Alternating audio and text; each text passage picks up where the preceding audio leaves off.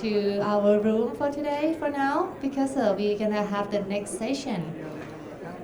And the next session is very insightful, very exciting for everyone and interested. Hope you enjoy with our event today. Please welcome, if everyone is ready, please coming back to your seat for now. And we're gonna have the next break at the noon for have a lunch together. All of the booth there that you can enjoy all day long for today after the take a break lunch or in the evening break. We give you the many time for break, don't worry.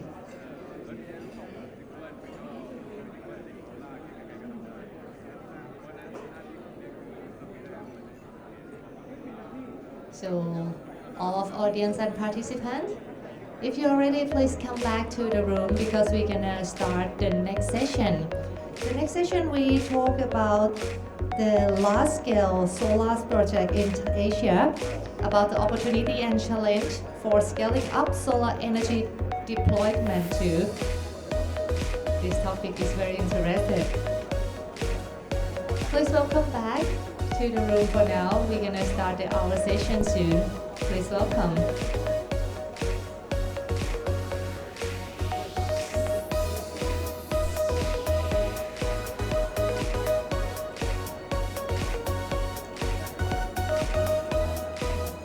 So for now, it's time to start the next session after we take a short break. We are now back to the panel discussion session once again. And now, if everyone ready, I would like to invite our speakers for this topic. So this one is the large-scale solar project in Asia, opportunities and challenge for scaling up solar energy deployment. So let's welcome the moderator of this panel. Please welcome Mr. Joseph Tomkiewicz. Please welcome. And I would like to invite our panelists. The first one, Ing Fatima Al-Maktoum Al-Subaidi, President Director at Mazda Indonesia. Please welcome. And please welcome Frank Constant, CEO at Constant Energy. And the next one, may I invite Moin Yusuf, Head of Engineering Solar SEA by Adbewa RE. So apologize for if I wrong pronounce for everyone. So the fourth one, Kun Rasa Hirabat, Head of Asset Management and RE Project Manager, Investment Department at Prime Road Power. The next one, may I invite Kun Michael Ocampo, General Manager at Sunstars Energy. And the last one, Chong Yuting, General Manager of Thailand region at Ming Yang Smart Energy. Please welcome. So everyone ready for now? Please let's go. Okay, thank you very much for that introduction. I would like to thank the Energy Box team again, Jessica and Bruce, for setting up this great event. I remember the last time we met, much smaller room, much fewer people, so well done. Thanks again for the great setup. Thanks for the great refreshments, so we appreciate that. We'll wait a little bit for Cece here. She'll jump into the chair when she comes. There we go. Sorry, no running, Cece. We'll have a safety moment. Thanks for coming on board. So my name is Joe Tomkiewicz. I've lived and worked in Bangkok for the last 10 years on energy matters. It's my pleasure to be here today with you. Obviously, you can see our topic behind me. It's large-scale solar projects in Asia, opportunities and challenges. And we have an excellent panel here today. And as I would do any time I'm on a stage with Frank Constant, I would ask Frank if he could tell us a little bit about himself. Or you got the microphone there, Frank? Maybe a little bit about yourself, and then we'll just come straight down the line here. Sure, thanks, Joe. Hi, I'm Frank. Unfortunately, I'm not an engineer, so I'm not Chief Technology Officer. I'm just the CEO of Constant Energy, unlike what is written above me.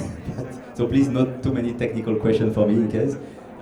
Constant Energy is a company that develops, builds, and owns solar plant in Southeast Asia and operates those plants the long term for corporate clients. So our 80% of our clients are Fortune 500 companies. We started the company is 6 years old, and we have now 3 offices in Thailand, Malaysia, and Vietnam, with power plants in each country. And we just raised capital last month. Great news for us. We brought in a large investor from Europe called Viria, which has 1 gigawatt of onshore and offshore wind in Europe, Belgium, France, Poland, Spain, and to develop their Asian business. So they're coming in with experience in wind and battery to help us with those areas in addition to solar. So quite exciting for us at the moment. Congratulations on that, Frank. Good news. So, Michael, how about you? Why don't you tell us a little bit about yourself and your company? Thank you. Well, I'm Michael. I'm the general manager of Solstar Energy. We're a service provider from Australia. Basically, Michael, could you hold it a little closer? Closer? Yeah, right now you can hear. Yeah. So with Solstar Energy, we're focused. Yeah. Thank you, Frank, the engineer. Exactly. Yeah, with Solstar Energy, we're focused to support international investors to acquire solar projects in Australia.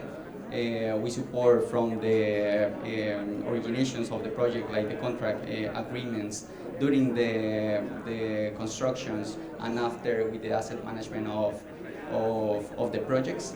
So basically that is what we're focusing on. Thank you. All right, thanks, Michael. Let's move over to Rasa. Rasa Herba, could you tell us a little bit about yourself and your company?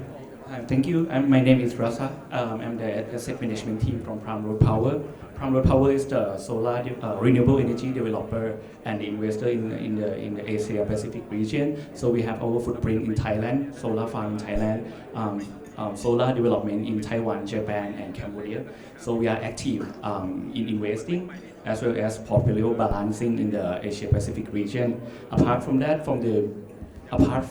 business to government that we secure the PPA with the government related party in the countries, we also have the private PPA rooftop investment in the region as well. Great, thank you. We'll move along to Cici. I think your nickname is not up there, but Cici, could you tell us a little bit about yourself? Okay, I'm Cici. I'm the general manager of the Thai branch company belong to Miyang Smart Energy Group. This company mainly produce the wind energy and also in solar and the energy storage. So I'm working for Southeast Asia for more than 10 years, and Thailand is one of our main business here. Great, Thank thanks. you. Thank you very much. We have a microphone over here, so I guess we'll just pass that one back and forth to you. To my right, we have Moin Yusuf. I think you're stepping in for your boss today, so big shoes to fill here. You want to tell us about yourself and your company? Yeah, thanks, Tom. I'm Moin Yusuf. I'm the head of engineering for solar based in Bangkok for Southeast Asia. Baiwari is a global player in the market. We are an IPP and a project developer in the wind and solar space. We have roughly 5,000 employees globally and operating in 31 countries. And we started the journey in Asia in 2015. And since then, we've built roughly half a gigawatt, and we've done more or less 6 gigawatts globally to date. So happy to be here. Thanks. Great, thanks a lot for that. I think Frank and Cici and Moen almost had a deal out in the hallway on the trading company being sold, but I think that didn't happen, so it was a close call. But Fatima, how about you on the end? Could you tell us a little bit about yourself and what you're working on? Thank you, Joseph. My name is Fatma Suwaidi. I come from the UAE. I'm the President Director and CEO of Masdar Indonesia. We've been quite active in Southeast Asia since 2016. Me personally, I've been working in Southeast Asia also since the last 4 years, and physically based in Jakarta for the last almost 3 years now. Our company Masdar, we're a developer, a renewable energy developer. We have been active for the last almost 2 decades. And in those 2 decades, we have developed more than 20 gigawatts of renewable energy. And we have a target to reach 100 gigawatts by 2030. So the intention is, of course, to amplify our presence in Southeast Asia, Central Asia, Europe, Middle East, Africa, and Americas, where we also have country offices in those regions. Well, that's impressive. All impressive numbers and stats. So Indonesia, Singapore? Southeast Asia, okay.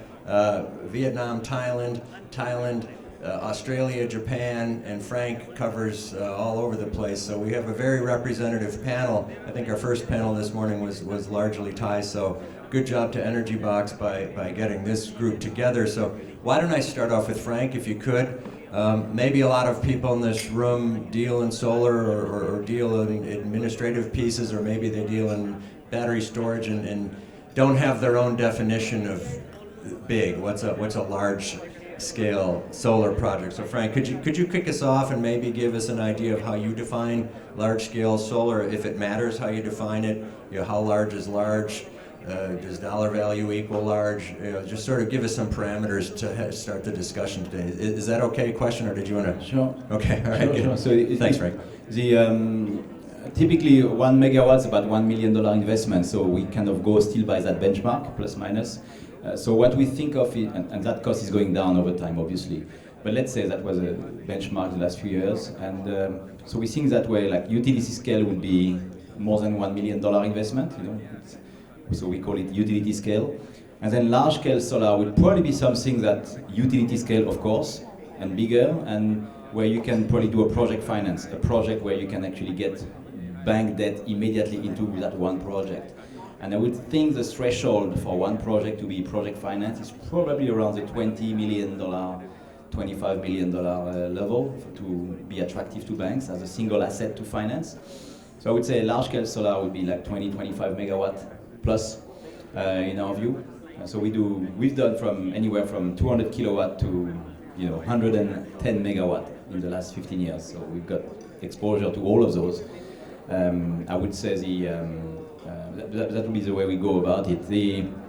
However, in Thailand, it seems that large-scale solar, is very small, because in Thailand, to do a rooftop, you need 5 permits. You need as many permits in Thailand for a rooftop project as in most other countries for a ground mount large-scale. So maybe in Thailand, the definition of large-scale solar is different. By permit count, you mean? We'll have to have Dr. Weirshai about that when we get off the stage here. But well, thanks for that, Cece. I wanted to sort of come over to you and ask a similar or the same question. You've traveled a little bit. You've been in Vietnam before, and you have experience working for your company. Same definitions as Frank, or do you have a different approach? Yeah, so definitely everyone have different definition on the large scale. So as per in our company, Mingyang Smart Energy, normally more than 100 megawatts is large scale, because Mingyang already invested more than 10,000 megawatt solar and 20,000 megawatt wind in China. So inside our company like that. But as per my personal opinion, as normally more than 30 megawatts will be the large scale solar farm. As we can see the project list in Vietnam before, the smallest solar farm is 30 megawatts. So it will be more attractive to the bank. Okay, thank you. Okay, good. And I think I heard your numbers right. Your wind capacity is larger than your solar for MEA? Yeah, yes. By double? Yes. Okay, double. good. That is our investment business. We own for long term, but also we produce more than 50 gigawatt wind turbine already. Okay. And installed. Okay, well, interesting, great. So I think scale, a slight differential there, Frank, but I think the same way to get to the math, so I think you've given us a good rule of thumb. Well, did anyone else on the panel want to add to what is big? So thanks, Fatima, I know we talked about this. Yes, I think large, as you said, is quite relative, and we come from different backgrounds and countries here. Middle East, large, we just closed a project of 2,000 megawatts in one single site. Was that Masdar, or was that? That was Masdar, yes. Do you have the name of that? That was in Al Dhafra, Abu Dhabi, and we just were announced by the Dubai government as the preferred bidder for 1.8 gigawatts in single site as part of the Mohammed bin Rashid Solar Park. So I think it depends on the region. Southeast Asia, large is quite small compared to Middle East, right? Middle East, land is available, it's quite flat. Logistics are much easier to handle. Southeast Asia, more island formations. Indonesia, coming from Indonesia, archipelago. So dealing with large scale looks into 100 megawatts, you'll be lucky if you find a 100 megawatt single site project. So I would agree with our panelists here that it's quite subjective depending where you are. Obviously, the bigger projects, the more attractive for bankers to come in with very competitive terms. So, and that's where you can, as a commercial person, play with the numbers and make something much more competitive for your shareholders. Great. Owen or Russ? Yeah. Just would like to add more on Fatima. I do agree with the sizing of the in Thailand, maybe a little bit decentralized compared to the other region. Maybe in my portfolio, we have 72 megawatts in Thailand during the ADER that cooperate with Vina Energy, and now they comprise of the 10 small scale projects, sizing around 8 to 10 megawatts, and consolidate to be the portfolio. So I think in terms of the small scale to consolidate into the portfolio, if we can use the economic of scale of the due diligence, economic of scale in terms of the asset management, SG&A cost, I think that's going to be one of the dimensions that we can take a look around to be considered the big utility scale as well. Kind of the consolidate of the small one in Thailand to be the big one. So I think this is one of the scheme that the FIT bidding that open that just announced early this year in Thailand. There are going to be a lot of VSPP happening in the future, and tentatively the big developers they're going to grouping for the financing, grouping for the structuring to make it big. Okay, yeah, good feedback. Thanks for that, Raza. Let me jump ahead then. We prepared some questions in advance. Michael, I know you and I discussed this. I think when we first emailed or first spoke, you informed me about your history in Japan, and now you're in Australia. You talked about some of the structure and the order there, feed-in tariffs, PPA sort of regulations. As we move from a world of smaller to massive, I guess, depending where the location is, does the nature of the legislation or regulatory involvement change? In particular, since you're in a high regulatory market in Australia and coming out of Japan, do you have any views on that, or does it provide more flexibility as we go large scale? What's your thoughts on that, Michael?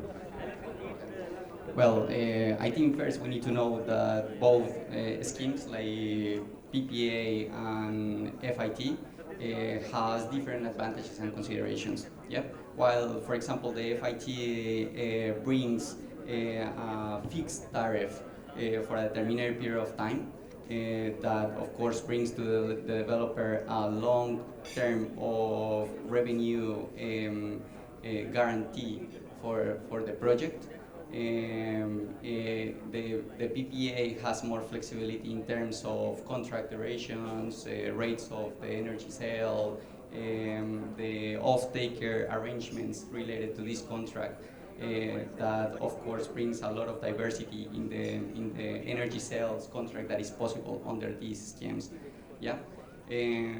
Under my experience, I have 2 different countries that incentivates the renewable energy in different ways. Well, on these hands we have Japan, that starting from the 2011 unfortunate earthquake that they suffered, they needed to shut down all the nuclear reactors that they have at that moment. And they established an FIT scheme in order to incentivize the renewable energy in Japan. Yeah. With this renewable energy, normally the energy sales contract with the utility was around 20 years long. So this, of course, attracts a lot of local and international investors that of course, quickly pump up the renewable energy in Japan. But of course, the government cannot maintain this kind of scheme for a longer period. Yeah, so progressively Japan started reducing the rates of the FIT until arriving to more recent times that they are transitioning to PPA schemes supported with a kind of hybrid scheme that is the FIP, that is the feed-in premium for Japan. Yeah. In the other hand, we have Australia, that got an approach completely different of Japan. At the beginning, of course, it was some incentives related to from the government, mostly focused in the domestic projects. Yeah, very well done, yes. But in parallel, they create a clear regulation related to the PPAs. Yeah, so these brought above the table a lot of flexibility related to the contracts, the rates, the off-takers arrangements, and a lot of diversity in the type of energy self-contract that was possible. Yeah, for Australia. As well, Australia has an active energy market that actually sometimes work better than securing a PPA for a project. They just go directly to the market. This is depending how is the current situation of the market and the location of the projects. Yeah, different states have different conditions. Yeah.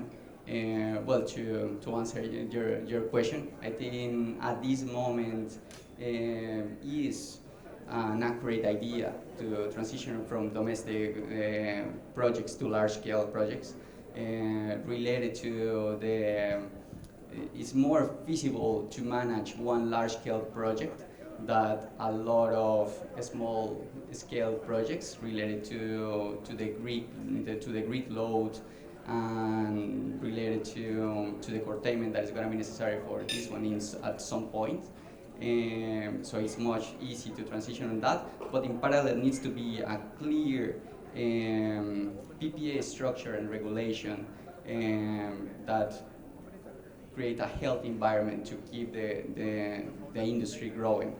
Yeah.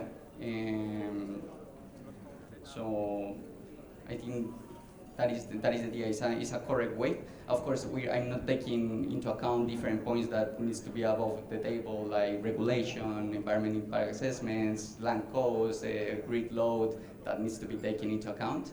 But clear regulation related to the PPA scheme in a country, of course, will pump up the possibilities. Yeah, great. I mean, two developed countries, one with the feed-in tariff, the other going the other direction, same speed. Yeah, it's interesting to see. So I think that's a good answer. I'm not sure if anyone wanted to comment on Michael's responses or if I should move on. No? Good. I thought maybe you'd say with the archipelago you've got a slight difference between Indonesia and Australia. But let's go to Rasa then, if we could here. Rasa, you've had a chance to speak already. We've talked about regulations, some of the things, just heard some original thoughts. And we've heard a little bit about the money side of this. What are you seeing, banking, finance, investment side of the equation? You've mentioned sort of the size of the prize in Thailand, but I guess in your regional hat, or if you were even to think about the Middle East, are we seeing an evolution of banking, finance, and where you can get your money for these projects, or is this an in-house problem, or what are you seeing, or what types of comments would you have on that? If that's a fair question. If you wanted to answer a different question, you let me know that. Very difficult question. But the first thing that we in terms of development of the project that we foreseen in the utility scale in the future is that they're going to be more comprising of the battery and the solar itself. I mean, the solar and BOS part pricing definitely going to be the one that competitive in the market and going to be forward. But the battery, I think that's one of the question point in both the developer side and the financing as well, whether the project going to be feasible or not, given the competitive PPA. In Thailand, we have like 2 point something baht per unit with the solar plus battery, and the COD going to be spread to the next 5 years. So we need to place the strategy of the procurement very, very carefully on those early projects that going to be happen. In terms of the financing, I think there's going to be the debt financing. There's going to be a lot proactive on the green finance, like ADB, syndicate loan. As we develop project in Cambodia, we do syndicate loan with the ADB, IFC, JICA, Norfund. So that's going to be taking part more, I think, in the future to implement kind of project to be happen in the region. In Taiwan, there are going to be different scheme for developing some of the projects that we have in hand. We need before COD financing. That's a typical part of the Taiwan market. But we need, the investor needs to pay more something on the bridging loan in order to make it happen, for example. So I think every country have their own specific nature of finance. In Thailand, I believe that the lenders or the bank are very mature on the renewable energy. And we have a lot of pilot project, even the battery, ADB coming to fund. So no issue on the financing part in Thailand. Okay, good. Anyone want to comment on that? Frank, did that change your $1 million estimate when you're building battery storage in? Or is that, I'm sorry, we've had that once or twice. Does that, the presence of large-scale storage not alter your math? Yeah, no, I think the storage is definitely going to be part of the game going forward. It's already part of the game for us in some project with clients in Thailand, especially in Thailand, but also in other countries, depending on the peak and off-peak arbitrage. But the fact that battery price is coming down again in the last few months is a very good sign. And it's going to be part. Clients want to have not only 20% renewable that solar allows them. They want to have 75, 100% in the long term. So we've got to build capacity in our offer to clients that includes not only solar, but maybe a combination of solar and battery or solar and wind, which allows us to get to those 75% supply. I think that's the roadmap for the next 5 years. And Thailand is showing the way through noticeably a feed-in tariff program, which we hope will be open in a larger way to foreign investors in the future. And I think that's showing the way for Southeast Asia. And in fact, not only through the regulatory program, but also through private investment. Super Energy has done, I think, what is COD a few months ago. I think what is probably the largest solar and battery plants in Southeast Asia. That was commissioned 6 months ago. I think it's 135 megawatt hour of battery connected to the grid with a solar plant. And it's a Thai company who invested, developed, and made it happen. So quite noticeable, without significant subsidies, actually. It's basically market-based. I think their tariff is not very high, right? So they made it happen. So I think Thailand is well positioned. I just hope that foreign investor will be still part of the growth like they've been in the last 20 years. Yeah, I wonder, Fatima, if with the magnitude of your projects, if storage, if you guys are taking a different approach, because the size of that project, I'm sure the storage capabilities alone are a massive investment. Any comments on that, or would you like to pass? We are looking at energy storage as well. So actually, our first investment into energy storage began several years ago when, after we completed the first utility-scale floating wind farm in Scotland, we integrated a battery storage system to that wind farm. However, I think battery storage becomes attractive depending on the intermittency rate of the technology you're using, if it's solar, if it's wind, if it's geothermal, hydropower. It depends on that. Of course, solar is the most common renewable tech that you would integrate batteries with. Wind is becoming also the same. In some cases, battery storage might not be commercially viable to the case, depending on the scale that you're looking for. We have looked at energy storage at large scale, and in some cases it does make sense. So right now, with our scaling up to 100 gigawatts in the next 7 years, energy storage is definitely one of the technologies we're investing into. We're looking into it in much more serious manner. And we're trying to find the best commercial approach to integrate them with the very big, the super scale, I guess beyond the X-large of solar. Okay, great. Thanks for that. And I'm sorry for jumping out of the schedule. So Martin, you've been sort of quiet here. I know we have the next question together. And I'm sure you have views on the questions asked up to this point. So I wanted to catch up a little bit. You have obviously here a big company, locations around the world. You've traveled around the world. Large-scale investments like this, are you seeing a change over time? Is this something that the company approaches differently? Special project teams, different salaries, all that stuff? Well, when we say large scale, I think I agree with everyone. Everyone has their own definition of large scale. For companies building gigawatts of projects, for them 5 megawatt may sound like mini scale. But for us, I think normally when we have utility connected projects, we usually say large scale. But even there, if a project is less than 5 megawatt, we will probably call it small. But I feel like, yes, we've been moving towards the large scale mode, largely driven by costs. So the cost competition is actually very high right now, especially with the attractive FIT rates going away. Economies of scale plays a big part. And if we look at, I said earlier, Southeast Asia, actually, we do look after APAC, and I'm just going to use Japan and Australia as an example, where labor cost is extremely high. Bigger projects make more sense. In Australia, we will probably not even look at projects that are less than 100 megawatt in size at the moment. And the landscape has been changing. I agree with Frank. Thailand is actually showing the way. I mean, when it comes to energy storage, for example, compared to other countries, we've seen in the latest round of CGPP in Malaysia, they were encouraging people to use energy storage without any incentives. So obviously no one did it. At least Thailand knew exactly what they want. So that's good. That's positive to see. So yeah, and if you really look at the large-scale market in Southeast Asia at the moment, I think it's Philippines, Thailand, Malaysia. Then in the next 5 years, there's going to be roughly 25 gigawatts of projects, or that's the total market size, and around 90% is large-scale. Like, I'm not talking about Sienna, I'm talking about utility-connected large-scale. So that is definitely going to drive the way. So most of the investments will be going behind that. That's my view. Yeah, interesting. Does anyone want to comment on Moin's? Yeah, go ahead.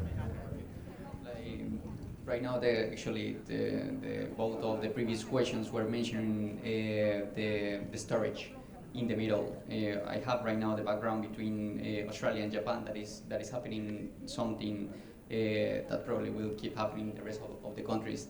That is the load of the capacity of the grid. Yeah. So right now is a lot of projects in Australia that in the peak time of the day, basically the energy price is going zero or below that. Yeah. So basically not giving any revenue to the projects and not making like feasible a lot of projects that has been under development for years. So right now the solution on this one is attaching a storage system phases to all of these ones to be able to sell to the grid in the peak in the prices when the price is higher. Yeah. So the approach that is taking Thailand to be able to use the storage systems, I think, is a great one. Okay, great. Any other comments before I move on?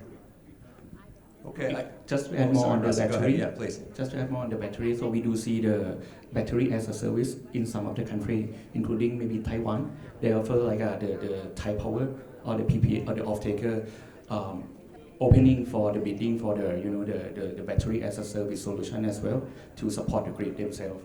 And also in surrounding the Thailand, I think the active project that relate to the solar plus battery going to be more and more. In Cambodia, they're also going to have implement the utility scale solar plus battery as well in the pipeline in the 2 or 3 years forward. So I think this trend coming and that's the purpose of the grid stability of the off-taker as well.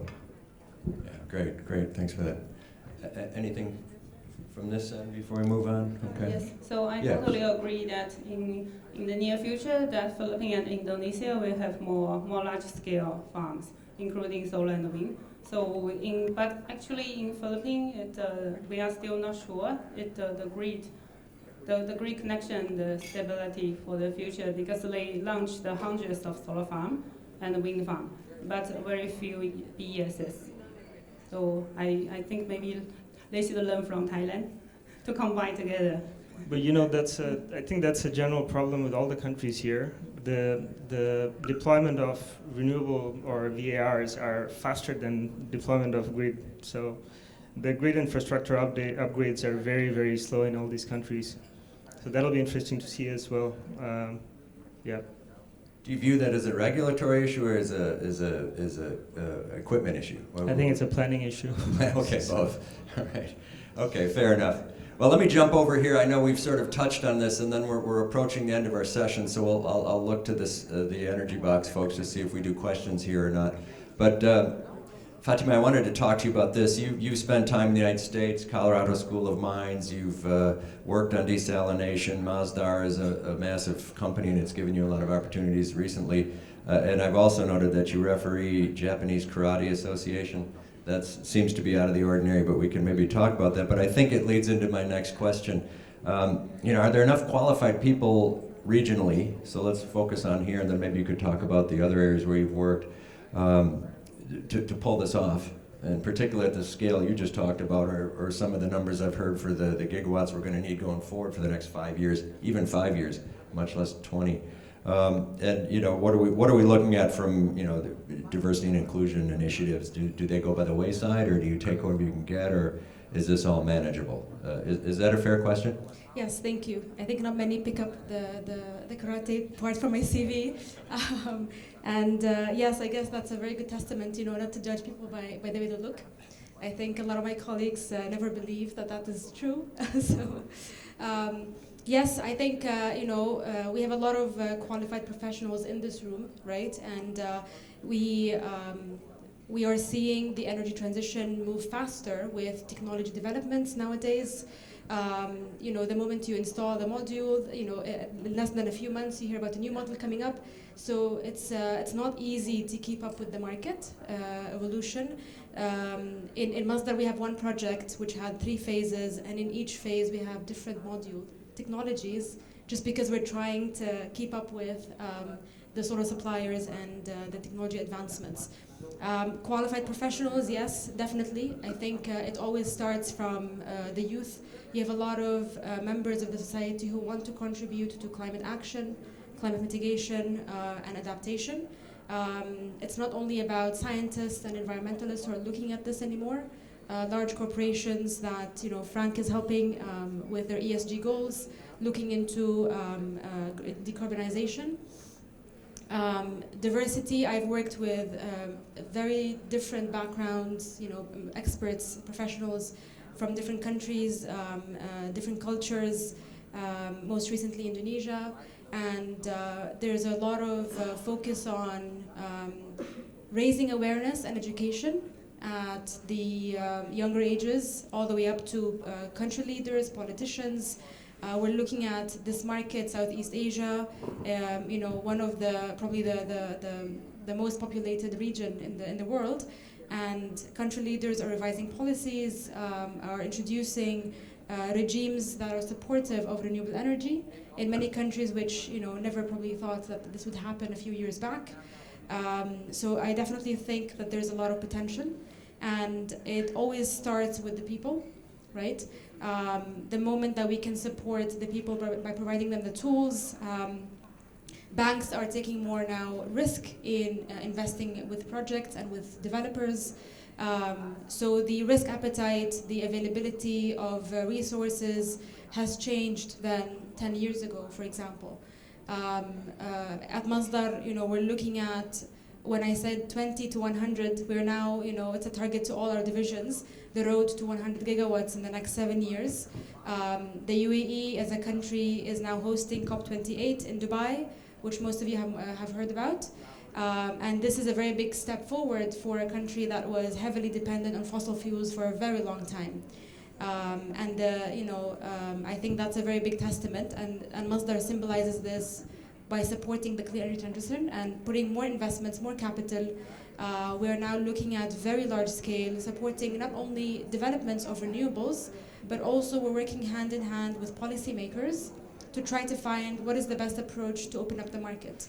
Because like my colleagues here said, it's important that we maintain the path forward, and we don't only see one-time great PPAs and then the next tender or the next project, you see very bad PPAs, where you struggle to find the right banks, the right investors and developers.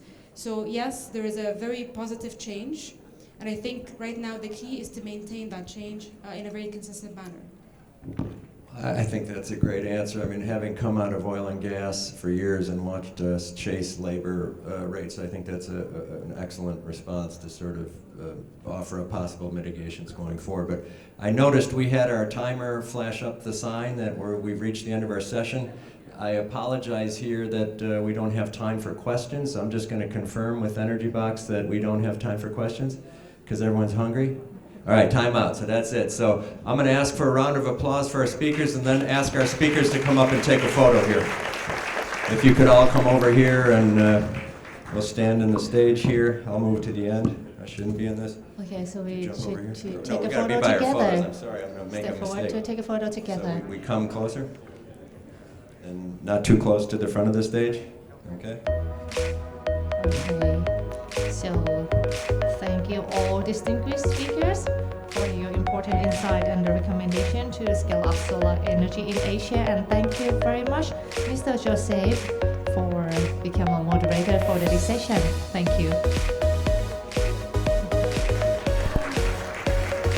Okay.